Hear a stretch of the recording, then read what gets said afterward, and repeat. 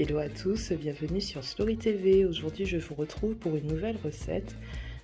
Donc ça sera le sorbet au coco antillais avec cette fois-ci une sorbetière. Et oui, la première fois je vous ai présenté une recette de sorbet au coco sans sorbetière, c'était un peu la galère.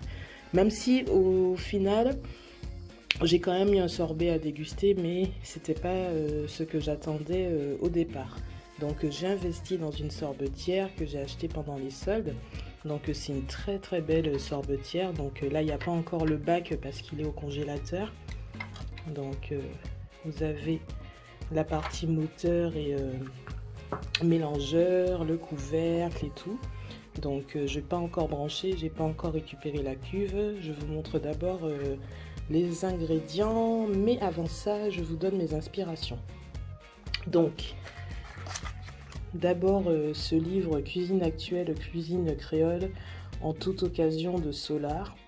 Donc je ne vois pas de nom cité, donc c'est juste cuisine actuelle, cuisine créole, il n'y a pas de nom de personne en particulier. Ensuite je me suis inspirée de la recette des sorbets aux fruits de recettes de cuisine et cocktails des Antilles volume 2, donc des éditions Ex Braya, j'espère que je prononce bien. Donc c'est des livres de recettes en différents volumes, il me semble que j'en ai 7 ou 8. Et du coup je me suis inspirée de la recette à l'intérieur, mais également donc de celui-là que vous connaissez, hein, donc les meilleures recettes de la cuisine antillaise de Christiane Roy-Camille et Annick Marie. Et pour les livres, Festin créole de Babette de Rosière. Donc voilà, aux éditions Marabout. Voilà. Et enfin, donc je m'inspire également du blog de Tati Maryse. Donc c'est le seul sur lequel, par exemple, j'ai trouvé un ingrédient en particulier. Donc je vais vous montrer de suite ce que je vais utiliser. Donc les ingrédients principaux pour la recette de sorbet au coco, c'est du lait de coco. Ça c'est pour ceux qui n'ont pas la chance de vivre aux Antilles et donc qui n'ont pas la possibilité d'aller acheter des noix de coco ou d'en avoir directement chez eux. Donc quand on est aussi loin, on prend du lait de coco. Donc cette fois-ci, je n'ai pas pris de crème de coco parce que ça faisait vraiment trop la dernière fois. Donc là, normalement, il faut utiliser que la moitié du pot, hein. Là, j'ai un pot de 400 ml, donc la moitié, ça aurait été bien. Donc je verrai au niveau du bol si je dépasse en mettant le pot en entier. Je vais d'abord commencer par la moitié et je verrai en fonction du remplissage si je peux mettre le pot en entier. Donc si je peux mettre le pot en entier, j'utiliserai 2 boîtes de lait concentré sucré. Si je peux mettre que la moitié, je mettrai qu'un seul pot. Voilà, donc j'ai pris 2, mais ça sera en fonction du remplissage de la cuve. Voilà, donc les éléments de base donc, pour votre sorbet, c'est le lait de coco ou de la noix de coco réelle, entière, et du lait concentré sucré, ou du lait écrémé, ou demi-écrémé. Voilà, donc ça c'est la base. Si vous n'avez pas ça, c'est plus du sorbet coco. Ensuite, donc ce qu'on rajoute pour que ça soit vraiment très bon, donc zeste de citron. Voilà, donc pensez à le laver avant de l'utiliser, donc juste le zeste. Ensuite, la dernière fois, j'avais utilisé la cannelle en entier, mais bon, c'était un peu la galère à râper. Donc cette fois-ci, j'ai acheté de la cannelle en poudre. Pareil pour la muscade, j'avais utilisé de la muscade en entier la dernière fois. Cette fois-ci, j'ai pris de la muscade en poudre parce que je trouve que c'est quand même plus pratique. Ensuite, donc il faut utiliser soit une gousse de vanille, soit de l'essence de vanille. Voilà, donc j'ai gardé ce que j'avais acheté la dernière fois. Vous voyez que ça se conserve puisqu'il m'en reste. Et voilà, donc je vous disais qu'il y a un ingrédient en particulier que je n'ai trouvé que sur la recette de Tati Maryse, c'est l'arôme d'amande amère. Voilà, donc vous pouvez faire avec ou sans. Donc moi je vais utiliser la recette, une partie de la recette de Tati Maryse, donc du coup j'utilise l'arôme d'amande amère. Voilà. Donc ça y est, je suis allée récupérer mon bac à sorbetière dans le congélateur. Donc sur le manuel de l'appareil, c'est bien précisé qu'avant de l'utiliser, déjà je vous précise quand même que j'ai nettoyé toutes les pièces de ma sorbetière avant utilisation. Et du coup, avant de faire votre sorbet, vous devez mettre votre bac minimum 8 heures au congélateur. Comme là, vous le voyez, je pense, il y a un liquide donc à l'intérieur du bac et là il est congelé. Du coup, normalement, je vais pouvoir faire mon sorbet de suite sans avoir à attendre que ça soit congelé par la suite. Enfin, je verrai. Comme j'ai jamais utilisé l'appareil, je ne sais pas trop ce que ça va donner. Donc, vous voyez que le bac est profond, mais je ne sais quand même pas si ça sera suffisant pour la quantité d'ingrédients que j'ai. Donc, je vais y aller, je vais vous montrer étape par étape. Donc, j'ai commencé par mettre un pot de lait concentré sucré. Donc, vous voyez déjà ce que ça donne au niveau contenance. Donc aujourd'hui j'ai encore un souci de mise au point. Je pense que dès que j'ai un sujet un peu trop clair, trop lumineux, l'appareil n'aime pas, donc je suis obligée de me mettre un peu en biais comme ça. Donc là vous voyez déjà la contenance avec un seul pot de lait concentré sucré. Donc je vais enchaîner avec la moitié de mon pot de lait de coco pour voir ce que ça donne. Donc là j'ai mis la totalité de mon pot de lait de coco parce que je me rends compte que la contenance est correcte. Donc du coup je vais rajouter le deuxième pot de lait concentré sucré. Donc voilà la contenance de ma préparation. Donc là j'ai mis la boîte de lait de coco en entier, donc 400 ml, et 2 boîtes de lait concentré sucré. Donc chaque boîte fait 397 grammes. Donc voilà, donc là ça commence à bien se remplir. Donc certains livres dont je m'inspire préconisent de me rajouter du sucre, mais pour cette première tentative dans une sorbetière électrique, je vais faire sans sucre puisque le lait concentré est déjà sucré. Je vais d'abord voir ce que ça donne niveau goût et une prochaine fois peut-être que je mettrai du sucre, je verrai. Donc là on va passer à l'assaisonnement. Donc l'assaisonnement, je vais mettre donc la muscade, donc grossièrement, hein, je mesure pas, mais je vais essayer de rester comment dire, raisonnable. Voilà. Ensuite, au niveau de la cannelle, je vais en mettre également. Voilà. Donc au pif. Par contre, pour les deux autres ingrédients, là par contre, je vais mesurer donc avec une cuillère à café. Donc pour la vanille et pour l'amande amère. Normalement, sur le blog de Tati Maryse, elle recommande une cuillère à soupe d'essence de vanille et 2 cuillères à café d'amande amère, mais comme j'ai doublé les proportions par rapport à ce que elle met, je vais doubler également. J'espère que ça sera pas une mauvaise idée. Donc finalement j'ai mis une cuillère à soupe d'amande amère. J'ai pas voulu en mettre plus parce que ça me fait un peu peur. Et pour l'essence de vanille par contre j'ai mis 2 cuillères à soupe. Voilà, donc il me reste un dernier ingrédient avant de commencer à mélanger. Donc le zeste de citron, donc j'ai râpé mon citron en entier. Et ensuite on va commencer à mélanger. Bon là j'ai râpé mon citron en entier, ça se voit pas des masses hein, parce que c'est très petit.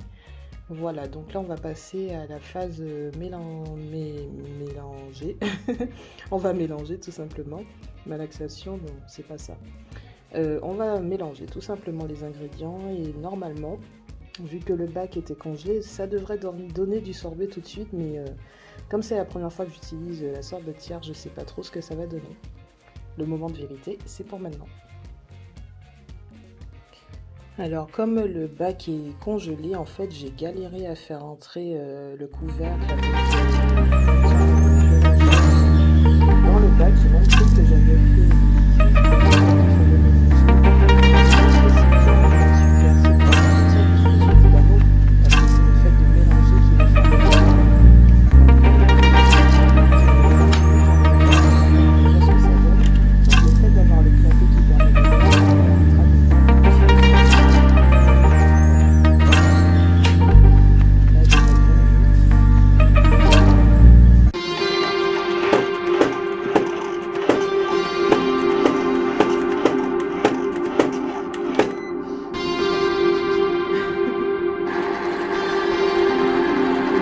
Notre ingénieur en sorbet a enfin compris d'où venait le problème. En fait, comme on met la cuve à congeler plus de 8 heures la veille ou le jour même de la préparation, en fait, ce qui s'est passé, c'est que comme la sorbetière n'était pas en marche, du coup, ce qui s'est passé, c'est que quand j'ai rajouté les ingrédients, vu que je filmais en même temps, en fait, la préparation a commencé à geler au fond de la cuve, puisque c'est du liquide et que la cuve est congelée.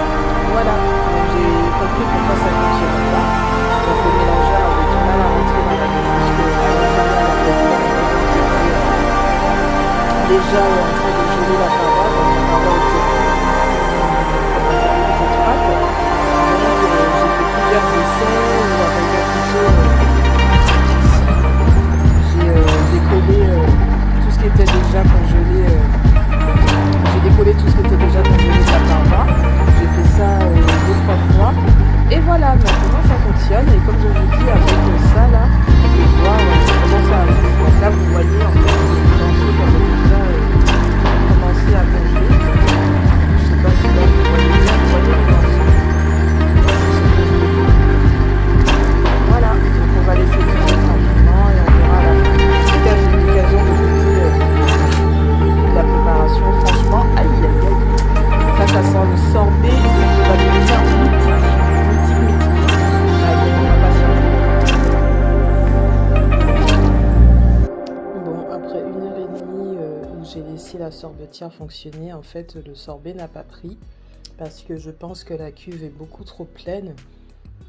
Je vais vous montrer ça. Vous voyez, ça forme des blocs. Ça, c'est les blocs qui avaient pris sur les côtés. Mais sinon, le mélange est assez... Alors, il n'est pas liquide comme au début, mais il n'est pas il n'est pas sous la forme d'un sorbet. Donc, ce que je vais faire, c'est que je vais mettre la cuve pendant une demi-heure au congèle pour voir si ça prend. Donc ça veut dire que la prochaine fois que je vais tester mon sorbet, il faut vraiment que je mette juste un pot de lait concentré sucré et la moitié d'un pot de lait de coco ou une petite brique de lait de coco plutôt qu'une grande. Parce que là, la cuve, elle est trop pleine, donc du coup, ça n'a pas pris directement dans la sorbetière. Et j'ai regardé sur internet, en fait, il existe deux types de sorbetières. Donc la sorbetière comme la mienne, où il faut d'abord mettre le bac au congélateur pendant plusieurs heures avant utilisation. Et voilà, je crois que ça s'appelle sorbetière à accumulation. Et vous avez la sorbetière, j'ai oublié le nom exact, mais c'est celle qui a une turbine qui fonctionne toute seule sans avoir besoin de mettre au congélateur avant. Et apparemment, c'est les meilleures sorbetières, je ne savais pas. Donc, j'ai pas acheté la meilleure. Parce que les autres, en fait, vous mettez tout simplement votre préparation dedans, vous laissez tourner et ça prend de suite. Donc, bon, après, la mienne, je ne l'ai pas payée très cher. Donc, je me dis, bon, voilà quoi. Je suis très déçue parce que je pensais vraiment que j'allais avoir au moins une petite consistance de sorbet après avoir laissé fonctionner autant de temps. Mais après, je me dis aussi que j'ai mis beaucoup de préparation. Depuis le début, je m'en doutais. Mais comme c'était pas plein, je pensais que ça prendrait quand même, mais non. Donc je vais mettre au congélateur en espérant ne pas avoir le même résultat que pour ma recette de sorbet sans sorbetière de l'an dernier. On verra bien. Voilà, donc comme je vous dis toujours, mes recettes, je vous les donne vraiment en direct. Donc quand ça fonctionne, ça fonctionne. Quand ça fonctionne pas, ben, vous le voyez en même temps que moi. À plus tard. Après beaucoup de temps de patience, après avoir laissé 1h30 la sorbetière tourner, après avoir mis le bac au congélateur, vous pouvez voir la glace qui s'est reformée sur l'extérieur. J'ai enfin obtenu ce que je voulais. Mon Dieu. Waouh. Il en faut de la patience pour un bon sorbet coco. Donc la texture que je souhaitais, c'est ça en fait. Regardez. Vous voyez, là c'est plus liquide, comme tout à l'heure, c'est la texture sorbet. Vous voyez cette espèce de texture givrée, plus épaisse. Voilà, donc je l'ai obtenu, vous voyez là. Ça c'est ça la texture sorbet. Et encore, je trouve que c'est pas encore assez solide, mais c'est quand même la texture que je souhaitais. Donc je suis contente, j'y suis arrivée, je commençais à désespérer, je me suis dit bon, ça sera encore une vidéo échec et en fait non, c'est bon. Alors je peux pas faire des boules avec parce que comme je vous dis c'est la texture sorbet, mais c'est pas non plus une texture assez solide pour faire des boules comme avec une glace normale. Alors qu'il me semble que certaines vendeuses de sorbet arrivent à faire des vraies boules type glace. Donc moi je vais déguster comme ça, mais je vais remettre le bloc au congèle pour que ça prenne encore, mais pas comme sur ma première version sans sorbetière. Voilà. Donc on peut dire quand même que c'est une réussite, mais pour la prochaine fois je ferai la moitié de cette contenance-là plutôt que cette quantité-là. Parce que je pense que c'est parce que j'en ai fait trop que ça n'a pas bien pris au moment où ça tournait quoi. Voilà, donc mon sorbet au coco avec une sorbetière. Je pensais que ce serait plus simple que sans la sorbetière, mais ça reste compliqué. Voilà. Bon, n'hésitez pas à me donner vos astuces en commentaire, quelle sorte de sorbetière vous utilisez. Je vais rechercher le nom que je vous avais dit là pour les deux types de sorbetières et je vous dis ça avant la fin de la vidéo. Donc c'est bien ça, il y a deux types de sorbetières. Il y a la sorbetière à accumulateur de froid, donc c'est celle que j'ai, où on met le bac dans le congélateur avant de commencer la préparation. Et il y a la sorbetière à turbine, donc c'est une espèce de sorbetière qui fait son froid pendant qu'on la fait tourner. Et donc c'est la plus pratique puisque du coup ça ne nécessite pas d'avoir mis le bac à l'avance au frais et ça prend mieux quoi. Voilà, donc je vous montre une fois le sorbet mis dans un récipient. Voilà le résultat de ma glace, de mon sorbet au coco fait maison avec la sorbetière. Donc contrairement à la première tentative sans sorbetière, j'ai réussi. Donc mon sorbet a pris, même si c'était pas directement dans la sorbetière, mais après un passage au congélateur. J'ai obtenu ce que je voulais, la texture sorbet, le goût sorbet. Franchement, je suis plus que ravie. Après, pour ma troisième tentative, ce que je ferai, c'est que je diviserai les quantités de lait concentré et de lait de coco. J'ai déjà racheté une petite brique de lait de coco de 200 ml. J'ai racheté aussi un seul pot de lait concentré sucré. Donc ma troisième tentative, ça sera une version plus réduite de quantité. Et peut-être qu'à l'avenir, je tenterai aussi, au lieu du lait concentré sucré, du lait tout seul avec un peu de sucre. Parce que je trouve que le lait concentré sucré, c'est quand même très sucré. Donc je continuerai à faire des tests jusqu'à ce que j'arrive à un sorbet au coco qui soit excellent et pas trop sucré. Parce que celui-là est parfait, sauf que je trouve qu'il est sucré, vraiment sucré. Donc n'hésitez pas à liker la vidéo, la commenter, la partager, vous abonner à Slory TV. Et en commentaire, pour ceux qui sont habitués à faire les sorbets au coco, donnez-moi votre recette inratable. Et est-ce que vous faites plutôt avec une sorbetière ou sans sorbetière? Voilà, plein de bisous.